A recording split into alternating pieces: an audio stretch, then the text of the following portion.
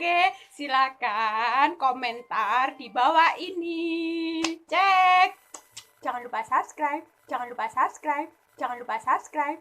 Loh, kula itu karena hidup dengan istri saya sama anak saya. Jadi yang ngurus anak saya sendiri.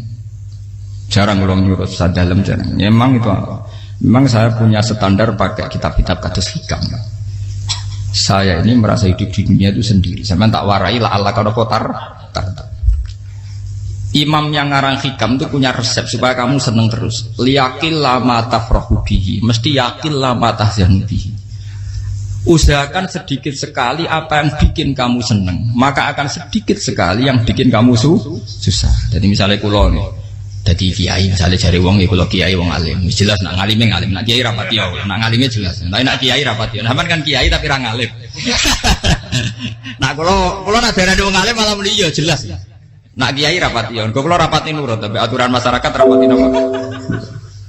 Nah sampean kiai tapi ora napa ngalim. Ya beda. Enggak, ini memang bedanya jauh. Ya mungkin lebih kiai sampean cara derdek-derdek donga meyakinkan sampean. Tapi cara artine donga piye paham kula. Lha boten iki nyata, sampean rasa tersinggung napa barang-barang napa nyata. Nah, kalau sering ditakoki kiai-kiai masalah resepnya apa jenis? Konjinan ratau susah, dal kita ratau wiridan, ratau mohon sisip. Resepnya ilmu itu gini kata hikam.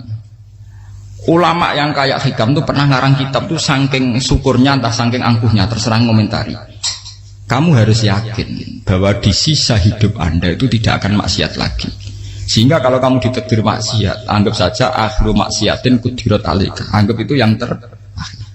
Siapa yang menganggap mohal bahwa dia tidak akan dosa sampai mati, berarti menganggap Tuhan itu lemah. Karena cara berpikir kita kan bayangkan hidup itu 40 tahun lagi. Misalnya saya sekarang umur 40, bayang umur kadang 4 tahun meneh. Sampean misalnya umur selawe, bayang selawe tahun meneh. Sehingga menganggap dalam durasi selawe tahun kok orang maksiat kan mohal. Apalagi sampai sudah tahu maksiat itu bakatem, paham? Ya maksiat ya kelas-kelasan, nak bikin pacaran. Nak wong iso mau mah yo nakal, nak sing setengah soleh ya berbau proposal ya sesuai kontaknya dhewe-dhewe. Itu kan urusan masing-masing. Ya itu kan urusan masing. Wae waktu sabu ala wong ngene ora ana sing roh wae waktu sabu. Ala. Ngrobongan wali songo, mbok kangen wali songo, mbok golek selisih wawahu napa? Alam. Sing roh pangeran piyam. Mbok kangen wali, mbok golek selisih margin. Niku pokoke wawahu napa? Ya itu kan urusan jenengan mbek pangeran to, mboten urusan kula. Tapi tetap saya sebagai ulama mengingatkan, niat itu ditoto. Begini, ulama dulu tuh ngitung hidup itu hanya 2 menit 2 detik. Sehingga dia ya gampang saja. Kayak imam, kayak kanjeng Nabi itu, ya Rasulullah kenapa tidak menyediakan makan untuk besok? Loh, saya itu tidak yakin kalau hidup saya sampai besok. Ya sudah begitu cara, ya sudah tenang saja. Kalau sampean kan bayangkan hidup 4 tahun lagi, 5 tahun lagi, sehingga arah mangan ya wedi tenan.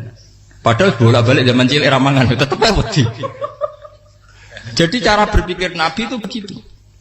Begitu juga cara pikir sahabat, cara pikir ulama-ulama yang waras itu begitu.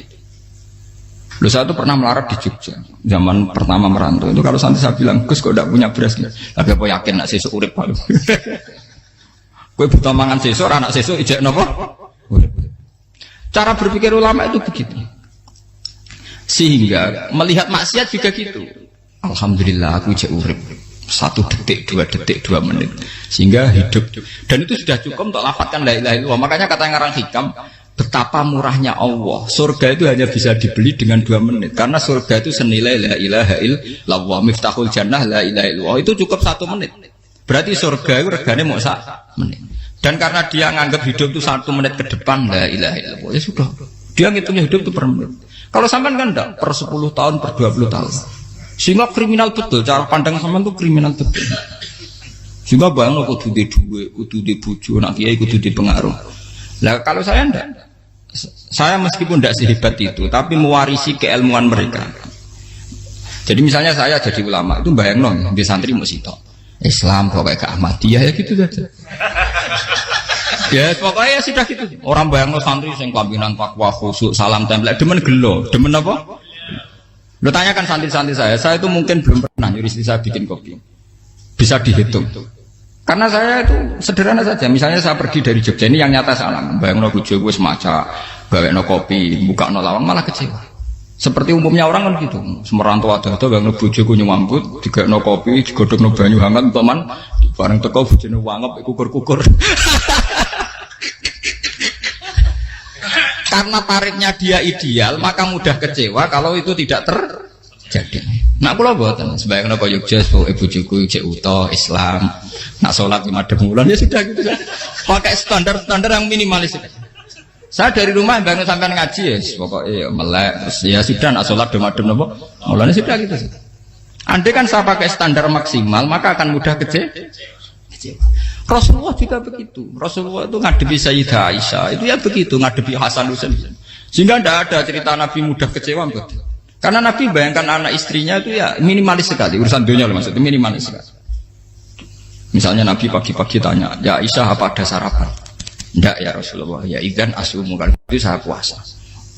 Kalau sampean usul-usul lah digekno kopi wong wedok opo? Itu kan repot. Muni-muni itibak sunnah Rasul tapi tidak pernah sampai mendekati sunnah napa Rasul. Sehingga ya tenang saja Nabi. Saya tuh alhamdulillah bisa niru dalam gitu-gitu tuh bisa. Makanya ini kiai muda paling jauh.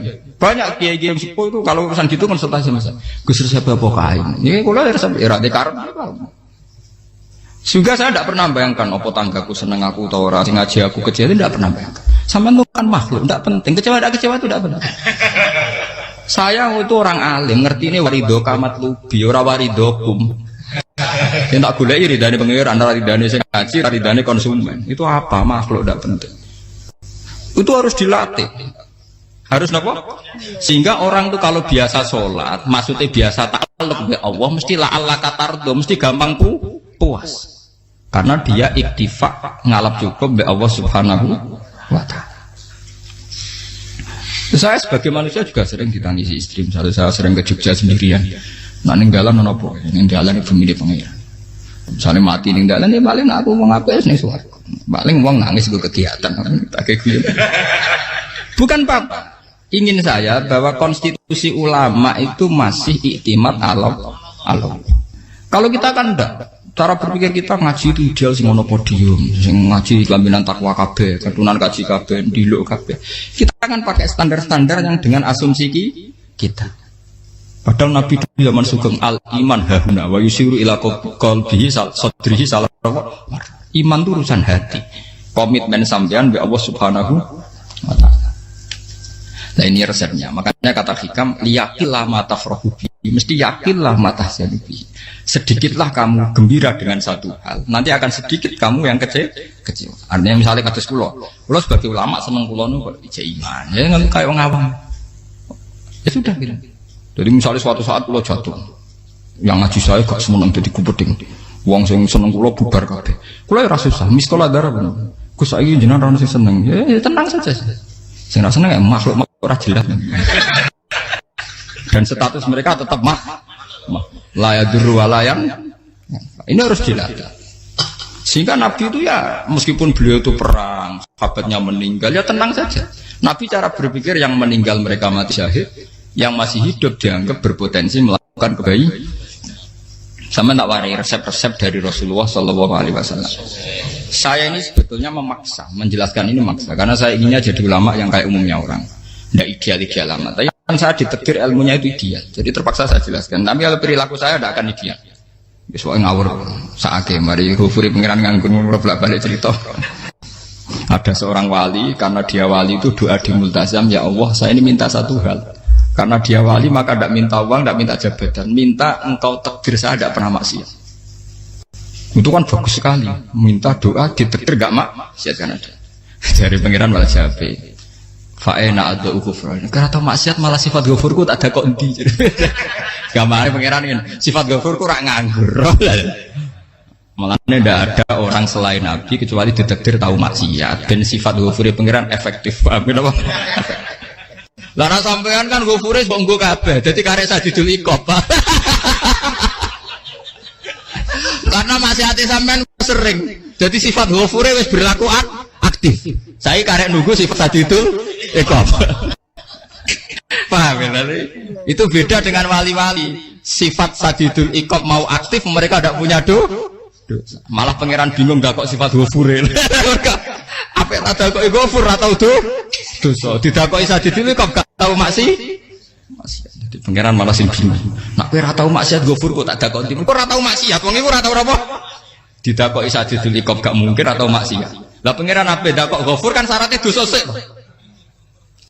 Sampeyan kan walian. Ghafure wis dientekno. Keseringan kepake, paham ya? Karek nopo. Karek sadidul iqab. Ya itu memang standar Tuhan. Semua Quran itu kalau menyeritakan gitu. Nabi ibadi anni anal ghafurur rahim. Kaulaku ceritani aku ghafurur rahim, tapi yo ceritani wa anna adabi wal adabul alim. Jadi Nabi ibadi anni anal ghafurur rahim wa anna adabi wal adabul alim. Kalau Nabi Ibrahim, Nabi Muhammad, inna rabbaka lasariul iqab. Pangeran cepat nyiksane, tapi wa innahu laghafurur. Jadi dua sifat ini pasti aktif. Dan tentu ulama itu senang sifat ghafur itu ya meskipun aktif, tapi mereka tidak pernah ngambil fasilitas sifat napa? Kula baleni malih. Sehingga kayak Sayyidina Umar radhiyallahu anhu ketika beliau pertama jadi khalifah, ini cerita di kitab Hayati Sahabat. Pertama dia jadi khalifah, orang mengira dia akan ngomong hal-hal yang besar, visi besar tentang negara, visi besar tentang izzatil Islam wal muslim. Tapi ketika Umar pertama pidato begini, ayuhal muslimun ayuhan nas, ana, dari kata Sayyidina Umar, ana hulamun min bani Mahsud, akulu min kholati, saya ini pemuda dari Bani Mahsud. Kecil saya bisa makan karena bulik-bulik saya punya kebun kurma yang kalau saya memanen diopahi beberapa biji dan itu menjadi kuti wahayati, menjadi saya bisa hidup. Terus wassalamualaikum warahmatullahi wabarakatuh.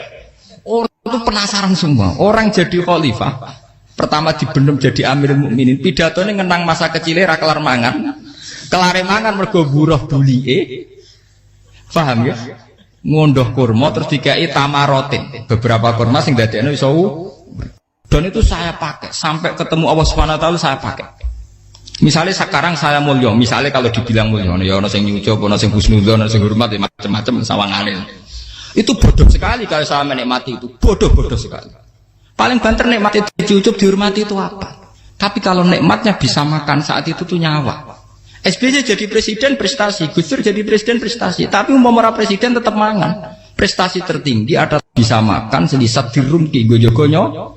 Makanya Umar mengingatkan, sebetulnya nikmat tertinggi saya itu tidak saat saya jadi khalifah, saat itu kok aku iso mangan, cara gak aku mati. Paham ya? Jadi itu luar biasa. Kita ini kan menjadi angkuh karena ngitung nikmat itu yang besar-besar, punya prestasi, punya. Kalau saya enggak ngitung nikmat itu kelar mangan gak mati, kan gampang. Sehingga saya tidak mudah kecewa karena tarifnya minimalis, gak gampang apa? Jadi misalnya kalau kapan-kapan kok berhubung, Gus ini Tuhan rasanya jangan ngeten-ngeten. Oh makhluk itu ya gak apa-apa. Kalau di status kiai kan seakan-akan ngomongnya sakral, seakan-akan mandi. Tapi nak tak status, oh makhluk itu ngomong-ngomong ya sudah kan. Menjadi kan sudah distatuskan sebagai apa? Makhluk. Tentu makhluk statusnya la yadurru wala yanfa. Di sini ini penting. Orang-orang ahli tauhid tentu tidak punya kesusahan. Innalladzina qalu rabbuna wa tsummas taqamu. Itu mesti tidak ada kesusahan sama sekali. Misalnya ulama-ulama dulu mau mati, ya tenang saja. Mati kedua itu mati paling menantang ya, menyenangkan sekali. Karena mati yang seru itu mati zaman Al-Adam. Misalnya saya kelahiran tahun 70. Tahun 40-50 kan belum ada saya. Itu mati yang sejati karena Al-Adam. Kenapa? Al-Adam tidak ada. Mati yang nanti itu mati yang petualangan karena saya mati setelah menyaksikan kekuasaan Allah, setelah husnudzon sama Allah, sehingga mati yang menuruti kerinduan akan ketemu sang kekasih. Makanya Jalaluddin Ar-Rumi ketika mau meninggal dan orang-orang muridnya nangis, dia marah-marah. Hei murid-muridku, betapa bodohnya engkau. Saat kayak ini yang saya tunggu, saya sudah menyesal berusaha mbak Allah dat cinta seneng. Aku kecewa waktu makhluk-makhluk koyo kowe.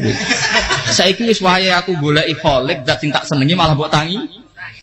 Cuk bodhone kuwe. Saat-saat sing tenteni malah mbok tantang. betapa aku lamanya menunggu kematian ini. Mergo hidup itu keterpisahanku mbek Allah, kemen ketemu kowe.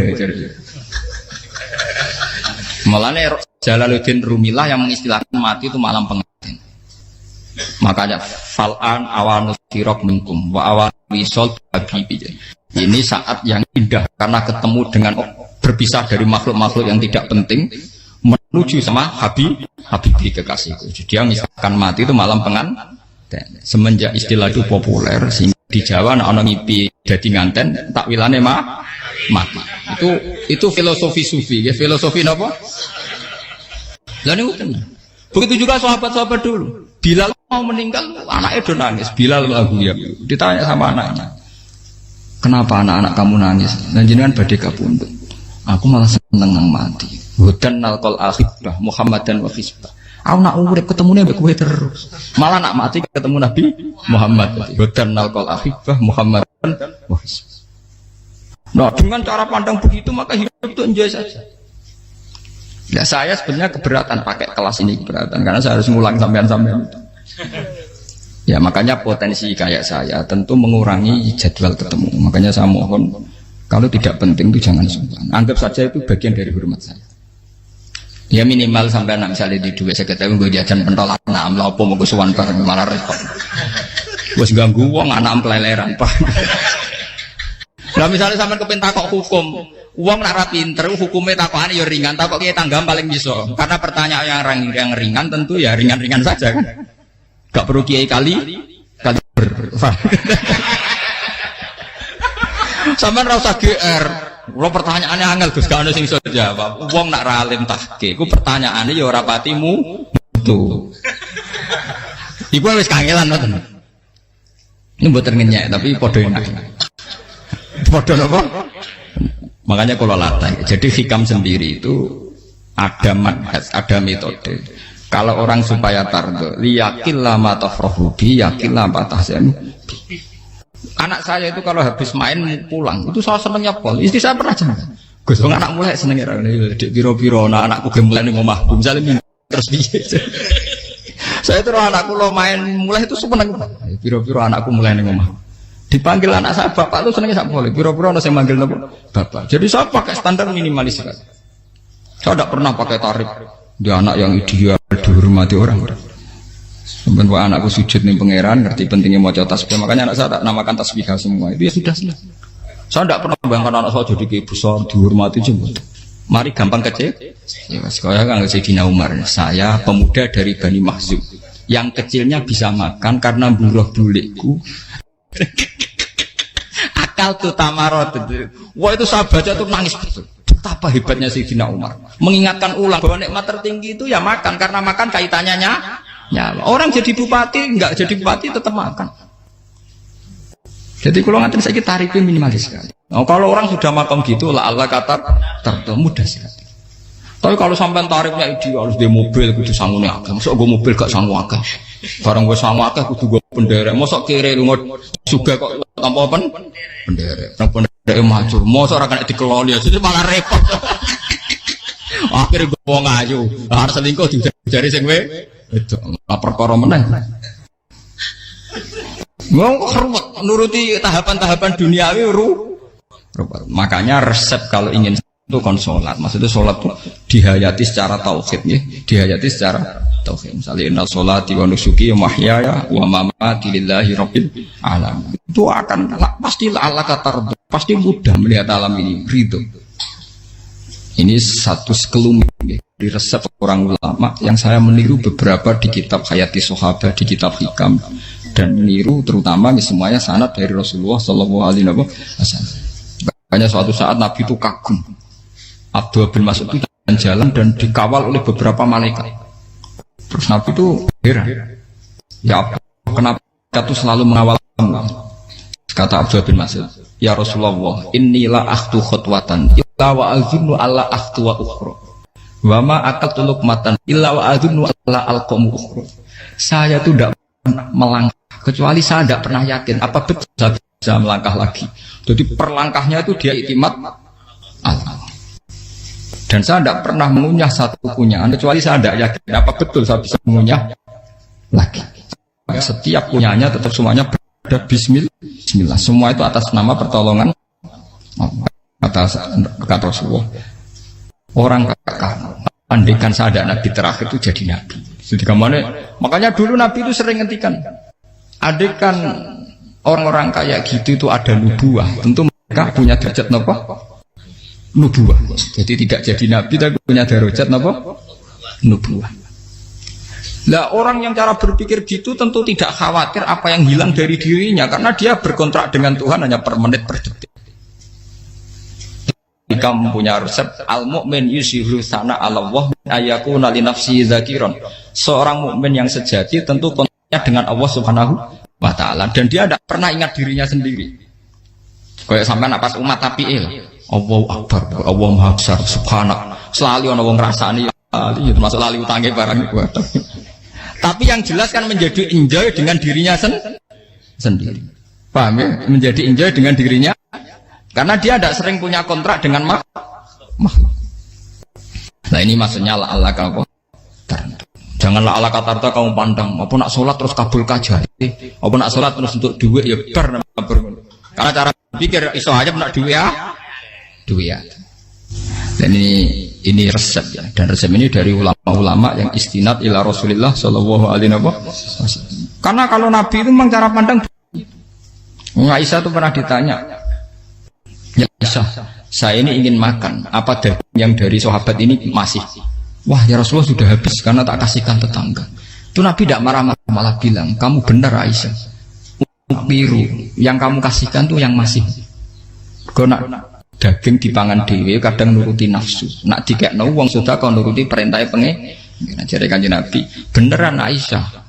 Daging ijek. Mung klono tiyang malah ijek. Sing mbok sedekah malah sing ijek. Cara berpikir Nabi itu begitu. Tapi tahu-tahu disederhanakan sunnah Nabi serbanan. Lah itu kan ya memang itu bagian dari sunnah Nabi, tapi sunnah seharga 10.000. Paham ya? Ya monggo mawon sampean sunnah Nabi serbanan gitu, tapi itu sunnah yang bisa dibeli dengan murah. Hakikatnya sunnah Nabi itu rata-rata bentuknya perilaku, napa? Sampeyan delok dawuh Aisyah tengene tiba berjanji, kana khuluquhul Qur'an wa shimatuhul ghufran yansahu lil insan wa yafsahu fil ihsan wa ya'fu 'anil dzambi idza kana fi haqqihi wa sababi. Kana khuluquhul Qur'an, Nabi ku akhlak dasare wis kaya Qur'an plek. Urusane akhlak. Wa shimatuhul ghufran, ciri utama sifatnya Nabi gampang nyepuro. Yansahu lil insan. Dan Nabi punya niat baik pada seluruh manusia. Wa yafsahu fil ihsan, sering melakukan ihsan. Lah nek sunah Nabi ngoten kan luwih sering kula Quran ya wis hafal mulan. Wasimatu kufron kula gampang nyebut sampean ngaji angop ya ora tau tamu. Yang sahulil insan kula bedina nate tiyang mulan. Wa yafsahu fil ihsan tak ge gampang. Kula mulan ora tau. Itu sakmene kudu podium kudu wong dilo ya ora. Pokoke anggere kiamat dia ya medeng mulon ya sudah. Loh itu kan dawuh Aisyah ketika ditanya kaifa kana khuluqu Rasulillah.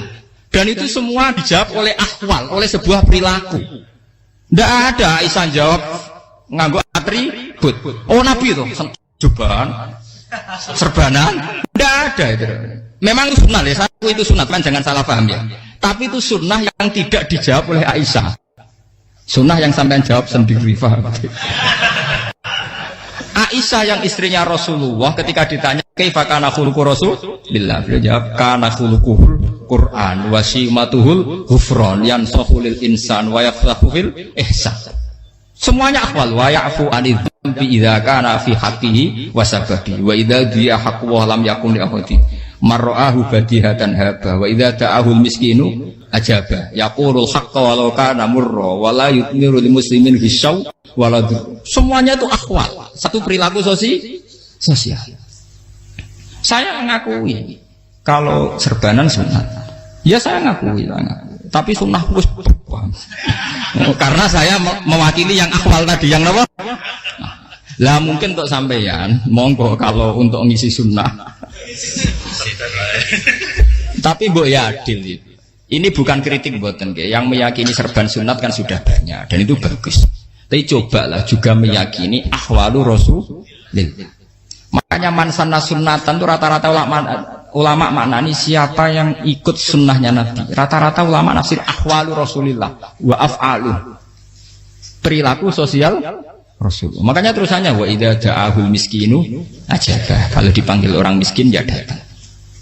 Ya maksudnya ada harus orang miskin manggil pas resepsi kawin boten. Misalnya ana wong melarat kuwi di sepeda motor, wong melarat iki yo ngeteroni puskesmas ya mbok terno. Wong melarat lara yo nukono misale minyak kayu putih mbok tekani. Ora kok ngerti-ngerti mbok ngurusan walimatul urus sing wajib piye. Payah. Lho lan padahal miskin aja pe ora ana hadise urusan walimatul urus mboten. Kalau orang miskin manggil ya dalam riwayat hadis ya Nabi sering dipanggil orang miskin ya Rasulullah mbok datang ke rumahku ada apa terus ya Nabi saya tuh ingin rumahku sing elek jenengan nanti sholat teng mriku ya Nabi datang ya sholat saja ya ora jaman fi ayyi makanin aradta an usolli fi kamu di tempat mana kamu seneng sholat teng mriki ya Rasulullah ya Nabi sholat sing ngundang ya waras pisan kenangan mek Nabi kok mae dienggo sholat Nabi ambean tau tanggung kiai kon sholat kon promosekno anakmu iku paham dia itu nggak nunggu kersane ketampi PNS padahal kiai ini dia anak era PNS kalau dulu kan sahabat ngundang Nabi itu ya gitu ya Rasulullah saya itu ingin sekali engkau sholat di rumahku fa'takhidahu musollan kemudian tempat yang pernah engkau sholati mau tak pakai musola pribadi makanya masjid kiblat itu rumahnya sahabat karena dulu Nabi pernah sholat di satu tempat adalah ono perintah tahlilul kiblat itu di rumahnya sahabat. Itu sahabat dulu itu kalau ngaturin Nabi itu kenanya ingin Nabi pernah sholat di situ. Nah, ilmu ngeten ini muntek. Ya untungnya enten kula, dadi ono sing eling-eling ya, Bang. Sampeyan kudu syukur ya, artinya syukur ya. Orang kayak saya itu tidak usah sampean dikte-dikte ngikuti hukum adat. Kalau ngoten sampean gelo mergo kula ora iso teko, kula ya gelo perkarane ulama kok mbok atur. Makanya saya sering guyon cerita saya itu kalau di pasar Pandangan dulu tuh anyaran boyong sering di pasar ditanya sama Gus wong alim kok di pasar piye aneh tuh ya aneh kuwi aneh piye bodohnya wong alim kadang masyarakat tuh tidak sadar keanehan dirinya sendiri mereka enak saja merasa kalau orang alim ke pasar tuh aneh mereka tidak sadar orang bodohnya wong alim ya aneh enak saja mereka mikir sepi paham ini supaya sampean la'allakan apa makanya untuk Rasulullah Nabi itu sering ngendikan nek ana tamu hormati tapi etika mertamu di Rasulullah itu walakin idza du'aitum mertamu Nabi itu nunggu ditimbali walakin idza du'itum du'iya mabni majhul ketika kamu ditimbali fat jadi ya ayyuhalladzina amanu la tadkhulu buyutan nabiyyi illa ayyudzana lakum jadi untuk sowan Nabi itu nunggu dipang ya, meskipun sahabat tuh rindu Nabi, tidak berani sowan ke dalamnya Nabi. Kalau ingin ketemu Nabi di barengno pas sholat jamaah, karena Nabi pasti keluar di mas. Andai kan Nabi nerima tamu di rumah, ya ora sido dadi Nabi. Amen nampa tamu.